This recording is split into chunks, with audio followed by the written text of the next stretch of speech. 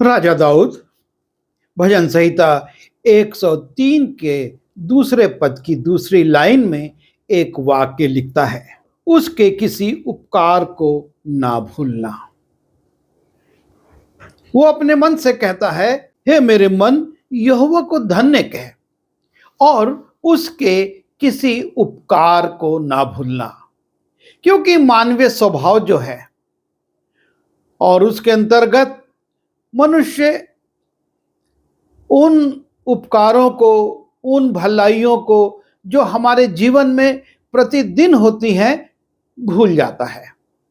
लेकिन उसको क्या मिला नहीं, किस चीज की कमी हो गई, किस चीज की घटी है, किस बात में वो दूसरों से कम है, इस बात को स्मरण कर करके वो बड़बड़ाता है, कुड़कुड़ाता है, असंतोष व्यक्त करता है। और इसी बात को दाऊद कहता है कि उसके किसी उपकार को ना भूलना। परमेश्वर ने जो उपकार किए हैं वो बहुत ज्यादा हैं और दाऊद उन उपकारों को स्मरण करता है। और भजन संहिता 116 के 12वें पद में कहता है, यहोवा ने मेरे जितने उपकार किए हैं उनका बदला मैं उसको क्या दूं।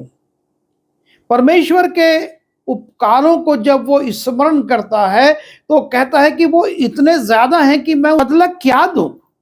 वो अपने मन में इस बात पर बहुत सोचता है कि मैं परमेश्वर को क्या बदला दूं। ये बात हमारे जीवन पर भी लागू होती है। जब हम परमेश्वर के उपकारों को स्मरण करते हैं और तब जो पहली बात हमारे जीवन में होती है और वो है कि हमारा मन धन्यवाद से भर जाता है। जैसा कि दाऊद भजन 116 के 13वें और 14वें पद में लिखता है, मैं उद्धार का कटोरा उठाकर। जब वो परमेश्वर के उपकारों को स्मरण करता है तो कहता है, मैं उद्धार का कटोरा उठाकर यहोवा से प्रार्थना करूंगा और मैं यहोवा के लिए अपनी मन्नतें सबू की दृष्टि में प्रकट रूप में उसकी सारी प्रजा के सामने पूरी करूंगा। वो दिखावा नहीं करना चाहता है, लेकिन वो लोगों को बताना चाहता है कि मेरे जीवन में परमेश्वर के कितने उपकार हैं। और ये हमारे जीवन में भी बहुत जरूरी है। जब हम लूका रचित सुसमाचार उसके 17वें अध्याय में जाते हैं और वहां पर 10 कोढ़ी यीशु मसीह के पास आते हैं, दूर खड़े होकर उससे निवेदन करते हैं। और ऐसा हुआ कि वो यरूशलेम को जाते हुए सामरिया और गलील के बीच से होकर जा रहा था और किसी गांव में प्रवेश करते समय उसे 10 कोढ़ी मिले और उन्होंने दूर से खड़े होकर ऊंचे शब्द से कहा, हे यीशु, हे स्वामी, हम पर दया कर। और वो यीशु मसीह से निवेदन करते हैं कि हम पर दया कर। और दया का अर्थ यीशु मसीह समझ जाते हैं। वो चाहते हैं कि यीशु मसीह उनको चंगा कर दे। और तब यीशु मसीह उनसे कहते हैं, जाओ और अपने याजकों को दिखाओ और जो भी मूसा ने व्यवस्था में बातें कही उनको तुम पूरा करो। और तब लिखा है, और जाते ही जाते वे शुद्ध हो गए। वो याजक तक पहुंचे नहीं हैं, उसके पहले वो अपने आप को देखते हैं कि वो शुद्ध हो गए हैं और तब वो इतने आनंदित होते हैं कि ये भूल जाते हैं कि यीशु मसीह को धन्यवाद दें। लेकिन उसमें से एक व्यक्ति है जो कि धन्यवाद देता है। तब उनमें से एक ये देख कर कि मैं चंगा हो गया हूं, ऊंचे शब्द से परमेश्वर की बड़ाई करता हुआ लौटा और यीशु के पांव पर मुंह के बल गिरकर उसका धन्यवाद करने लगा। यह है जब हम परमेश्वर की आशीषों को, उसके उपकारों को, उसकी दया को स्मरण करते हैं, हमारा मन धन्यवाद से भर जाता है। हम धन्यवाद से भरकर परमेश्वर के सामने झुकते हैं, उसे प्रणाम करते, उसको दंडवत करते हैं। और वो परमेश्वर की बड़ाई करता हुआ आया और यीशु के पांव पर गिरकर उसको दंडवत करता है, मुंह के बल गिरता है और धन्यवाद करता है। पहला शामुएल उसके पहले अध्याय के 27वें पद में, जहां पर कि हन्ना एली के पास आती है और उसको बड़े आनंद के साथ ये बताती है, ये वही बालक है जिसके लिए मैंने प्रार्थना की थी और यहोवा ने मुझे मुंह मांगा वर दिया है। जब परमेश्वर से हम मांगते हैं और वो हमारी आशा को पूरा करता है और तब हम उसके उपकार को, उसकी दया को, उसकी आशीष को स्मरण करते हैं, हमारा मन धन्यवाद से भर जाता है। यूहन्ना रचित सुसमाचार उसके 9वें अध्याय में जाते हैं और वहां पर हम एक अंधे का उल्लेख पाते हैं जो कि जन्म से अंधा था और यीशु मसीह उसको चंगाई देते हैं। और तब लोग आश्चर्य करते हैं, उससे पूछते हैं ये सब कैसे हुआ, और वो कहता है मैं एक बात जानता हूं कि मैं अंधा था और अब देखता हूं। दूसरी बात जो हम परमेश्वर की आशीषों को स्मरण करने के बाद हमारे जीवन में आती हैं और वो है हमारा मन आनंद से भर जाता है। लूका रचित सुसमाचार उसके 19वें अध्याय के 37वें पद में हम देखते हैं यीशु मसीह यरूशलेम में प्रवेश कर रहे हैं और उनके साथ एक भीड़ है और उस भीड़ के विषय में लिखा हुआ है, जब वो जैतून पहाड़ की ढलान पर पहुंचा तो चेलों की सारी मंडली उन सब सामर्थ के कामों के कारण जो उन्होंने देखे थे आनंदित होकर बड़े शब्द से परमेश्वर की स्तुति करने लगी। जब परमेश्वर की आशीषों को, उसके उपकारों को ये भीड़ स्मरण करती है, यीशु मसीह ने उनके बीच में किस प्रकार से रोगियों को चंगा किया, दुष्टात्माओं को निकाला और किस प्रकार से अंधे देखने लगे, तो लिखा हुआ है वो उन सामर्थ के कामों को स्मरण करके जो यीशु मसीह ने उनके बीच में किए थे, यीशु मसीह की जय जयकार करने लगी। वो आनंद से, लिखा है आनंदित होकर बड़े शब्द से परमेश्वर की स्तुति करने लगे। जब हम परमेश्वर के उपकारों को स्मरण करते हैं, हमारे मन आनंद से भर जाते हैं।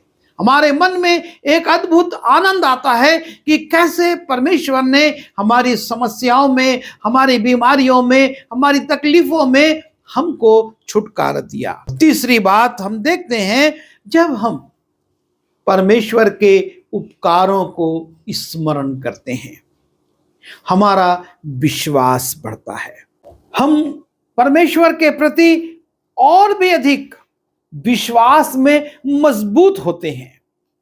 जब हम यहोशू की पुस्तक में जाते हैं और उसके 4थे अध्याय को देखते हैं और वहां पर जब इस्राएली यरदन नदी को पार करते हैं पैदल, यरदन नदी उनके सामने सूख जाती है और वो पैदल यरदन नदी को पार करते हैं और जो 12 पत्थर यरदन में से निकाले गए थे उनको यहोशू ने गिलगाल में खड़े किए।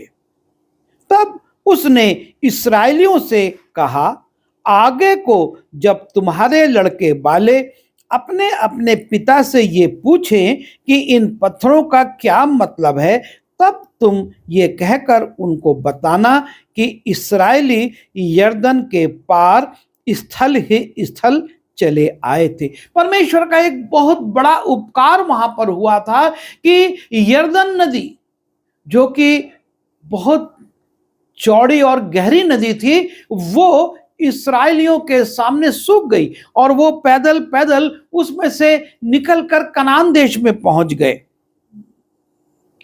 क्योंकि जैसे तुम्हारे परमेश्वर यहोवा ने लाल समुद्र को हमारे पार हो जाने तक हमारे सामने से हटाकर सुखा रखा था, वैसे ही उसने यरदन नदी का भी जल तुम्हारे पार हो जाने तक तुम्हारे सामने से हटाकर सुखा रखा, इसलिए कि पृथ्वी के सब देशों के लोग जाने कि यहोवा का हाथ बलवंत है और तुम सर्वदा अपने परमेश्वर का भय मानते रहो। तुम्हारा विश्वास बढ़े, परमेश्वर के प्रति तुम्हारा जो भय है वो बढ़ना चाहिए, और इसलिए तुम परमेश्वर के उन उपकारों को स्मरण रखो। और उनको स्मरण कर रखने के लिए यहोशू एक चिन्ह भी ठहरा देता है। यरदन नदी के अंदर से, उसके बीच में से बड़े बड़े 12 पत्थर निकालकर गिलगाल में उनको खड़ा कर देता है, रख देता है, ताकि जब बच्चे अपने पिता से पूछे इन पत्थर का क्या प्रयोजन है यहाँ पर, क्योंकि ऐसे पत्थर तो गिलगाल में नहीं पाए जाते, तब तुम उनको बताना कि हमारे परमेश्वर ने हमारे लिए यरदन नदी को सुखाया था, यह उसका बड़ा उपकार था। और चौथी बात हम देखते हैं, हमारे जीवन से बड़बड़ाहट, कुड़कुड़ाहट चली जाती है। कब? जब हम परमेश्वर के उपकारों को स्मरण करते हैं। हमारे जीवन में जो असंतोष है वो समाप्त हो जाता है, हमारी चिंताएं मिट जाती हैं। जब हम परमेश्वर के उपकारों को, उसके बड़े बड़े कार्यों को जो उसने हमारे जीवन में किए हैं, उनको स्मरण करते हैं। मत्ती रचित सुसमाचार उसके 16वें अध्याय में हम आते हैं और वहां पर यीशु मसीह अपने चेलों को स्मरण कराते हैं, क्योंकि चेलों के जीवन में एक चिंता आ गई थी। वो चिंता करने लगे थे कि हमारे पास रोटियां नहीं हैं। और तब यीशु मसीह कहते हैं, वे आपस में विचार करने लगे कि हम तो रोटी नहीं लाए। ये जानकर यीशु ने उनसे कहा, हे अल्पविश्वासियों, तुम आपस में क्यों विचार करते हो कि हमारे पास रोटी नहीं? क्या तुम अब तक नहीं समझे और उन 5,000 की 5 रोटी स्मरण नहीं करते, और न ये कि कितनी टोकरियां उठाई थी, और उन 4,000 की 7 रोटी, और न ये कि कितने टोकरे उठाए थे। यीशु मसीह ये चाहते हैं कि उनके चेले उन उपकारों को, उन आशीषों को, उन आश्चर्य कर्मों को जो कि उन्होंने अपनी आंखों से देखे हैं, जो उनके जीवन में घटे हैं, उनको स्मरण करें, क्योंकि उससे उनकी चिंताएं, उनकी बड़बड़ाहट, कुड़कुड़ाहट मिटेगी। इस्राएलियों के जीवन में जो बड़बड़ाहट, कुड़कुड़ाहट आती थी, उसका प्रमुख कारण यह था कि वो मिस्र की उन चीजों को स्मरण करते थे जो कि उन्होंने भोगी थी, लेकिन वो परमेश्वर की आशीषों को, उसके आश्चर्य कर्मों को, उसके उपकारों को भूल जाते थे।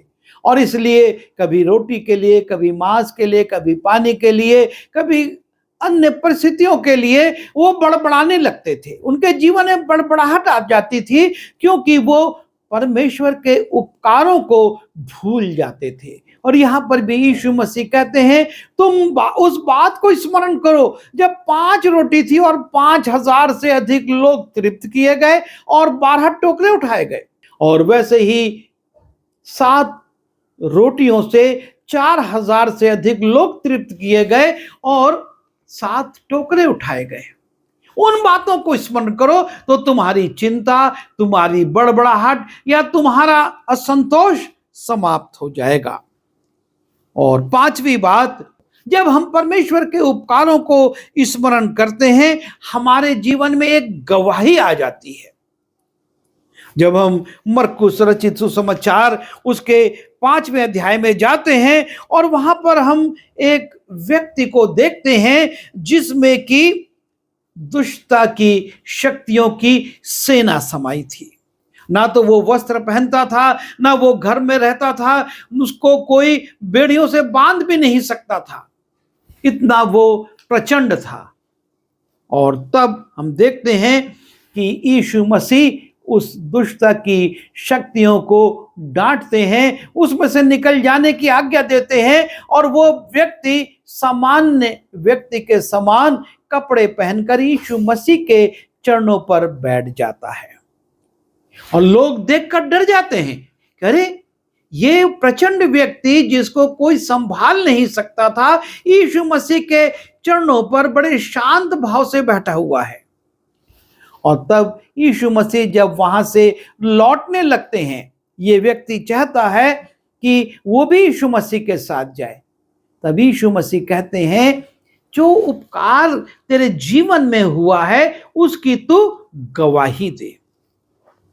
और जब वो नाव पर चढ़ने लगा तो वो जिसमें पहले दुष्ट आत्माएं थीं उससे विनती करने लगा कि मुझे अपने साथ रहने दे, परंतु उसने उसे आज्ञा न दी और उससे कहा, अपने घर जाकर अपने लोगों को बता कि तुझ पर दया करके प्रभु ने तेरे लिए कैसे बड़े काम किए हैं।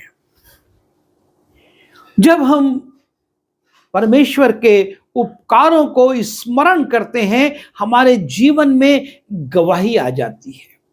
हम अक्सर अपने चर्चों में, अपनी मंडलियों में, अपने समूहों में, प्रार्थना झुंडों में लोगों की साक्षी को सुनते हैं। वो कहते हैं कैसे उन्होंने बीमारी से चंगाई प्राप्त करी, कैसे उनकी नौकरी लगी, कैसे उनकी पदोन्नति हो गई, कैसे उनकी आर्थिक समस्याएं समाप्त हो गई। उनके जीवन में साक्षियां आ जाती हैं जब वो परमेश्वर के उपकारों को स्मरण करते हैं। वो कहने लगते हैं किस अद्भुत रीति से मेरे जीवन की ये सारी बातें समाप्त हो गई। और छठवीं बात, हम जब परमेश्वर के उपकारों को स्मरण करते हैं, हमारे अंदर परमेश्वर का भय और बढ़ता है, उसके प्रति आज्ञाकारिता बढ़ती है कि हम परमेश्वर के भय में बढ़ें, उसके प्रति आज्ञाकारी हों। व्यवस्था विवरण उसके 6वें अध्याय में हम देखते हैं मूसा इस बात को लिखता है, और ये आज्ञाएं जो मैं आज तुझको सुनाता हूं वे तेरे मन में बनी रहें और तू इन्हें अपने बाल बच्चों को समझाकर सिखाया करना, और घर में बैठे, मार्ग में चलते, लेटते उठते इनकी चर्चा किया करना, और इन्हें अपने हाथ पर चिन्हानी करके बांधना, और ये तेरी आंखों के बीच टीके का काम दे, और इन्हें अपने घर की चौखट की बाजियों और अपने फाटकों पर लिखना। और जब तेरा परमेश्वर यहोवा तुझे उस देश में पहुंचाए जिसके विषय में उसने इब्राहिम, इसहाक और याकूब तेरे पूर्वजों से शपथ खाई थी, और जब वह तुझको बड़े बड़े और अच्छे नगर जो तूने नहीं बनाए, और अच्छे अच्छे पदार्थों से भरे हुए घर जो तूने नहीं भरे, और खुदे हुए कुएं जो तूने नहीं खोदे, दाख की बारियां और जलपाई के वृक्ष जो तूने नहीं लगाए, ये सब वस्तुएं जब वो दे और तू खा के तृप्त हो, तब सावधान रहना, कहीं ऐसा ना हो कि तू यहोवा को भूल जाए। उन आशीषों को, उन उपकारों को स्मरण करना है जिससे कि परमेश्वर का भय बढ़े। तब सावधान रहना, कहीं ऐसा ना हो कि तू यहोवा को भूल जाए, और जो तुझे दासत्व के घर अर्थात मिस्र देश से निकाल लाया है, अपने परमेश्वर यहोवा का भय मानना, उसी की सेवा करना और उसी के नाम की शपथ खाना। जब परमेश्वर के उपकारों को हम स्मरण करते हैं, उनको रखते हैं, याद करते हैं, हमारे अंदर परमेश्वर का भय बढ़ता है। हम परमेश्वर के भय में और आगे बढ़ने लगते हैं। और जब हम परमेश्वर के आशीषों को भूल जाते हैं, उसके उपकारों को भूल जाते हैं, तो हम देखते हैं न्यायों उसके 2 अध्याय के 10वें पद में लिखा हुआ है, और उस पीढ़ी के सब लोग भी अपने अपने पितरों में मिल गए। तब उसके बाद जो दूसरी पीढ़ी हुई, उसके लोग ना तो यहोवा को जानते थे और ना उस काम को, परमेश्वर के उपकारों को जो उसने इस्राएल के लिए किए था, उनको नहीं जानते थे। इसलिए इस्राएली वो करने लगे जो यहोवा की दृष्टि में बुरा है। परमेश्वर का भय, परमेश्वर की आज्ञाओं के प्रति विश्वस्तता इसलिए चली गई क्योंकि उनको परमेश्वर ने जो काम किए थे वो स्मरण नहीं थे, उनको मालूम ही नहीं थे। और इसलिए लिखा है, इसलिए इस्राएली वो करने लगे जो यहोवा की दृष्टि में बुरा है, और बाल नाम देवताओं की उपासना करने लगे। और वे अपने पूर्वजों के परमेश्वर यहोवा को, जो उन्हें मिस्र देश से निकाल लाया था, त्याग कर पराये देवताओं अर्थात आसपास के लोगों के देवताओं की उपासना करने लगे और उन्हें दंडवत किया। ये होता है जब हम परमेश्वर के उपकारों को भूल जाते हैं। और इसलिए ये बहुत जरूरी है कि हमारे जीवन में हम परमेश्वर के उन उपकारों को जो उसने हमारे लिए किए हैं स्मरण रखें, ताकि हम ना सिर्फ उसको स्मरण करके धन्यवाद दें, ना सिर्फ हम आनंदित हों, और ना सिर्फ हमारा विश्वास बढ़े, हमारे जीवन से बड़बड़ाहट कुड़कुड़ाहट जाए, हम एक अच्छी गवाही दे सके। और सबसे जरूरी बात जो है, और वो ये कि परमेश्वर का भय हमारे जीवन में बना रहे, उसकी आज्ञाओं के प्रति हम विश्वस्त रहें। और ये तभी होगा जब हम दाऊद के समान कहेंगे, हे मेरे मन यहोवा को धन्य कहे और उसके किसी उपकार को ना भूलना। जब हम उसके उपकारों को नहीं भूलेंगे तो हम परमेश्वर का धन्यवाद करेंगे। आइए दुआ करें। प्रभु जी, धन्यवाद देते हैं कि आप हमारे जीवन में बड़ी बड़ी आशीषों को लाते हैं, फिर भी हम उन आशीषों को, उन उपकारों को भूल जाते और उन कमी घटी को याद करके बड़बड़ाते, कुड़कुड़ाते और आपके विरुद्ध चले जाते हैं। प्रभु जी, हमारी इन कमजोरियों को दूर कीजिए और हमको ऐसी बुद्धि दीजिए कि हम आपकी आशीषों को स्मरण करें, उनको के लिए धन्यवाद दें, उनको याद करके आनंदित हों, उसकी गवाही दें और प्रभु आपके भय में निरंतर बढ़ते चले जाएं। विनती यीशु मसीह के नाम से मांगता हूं, आमीन।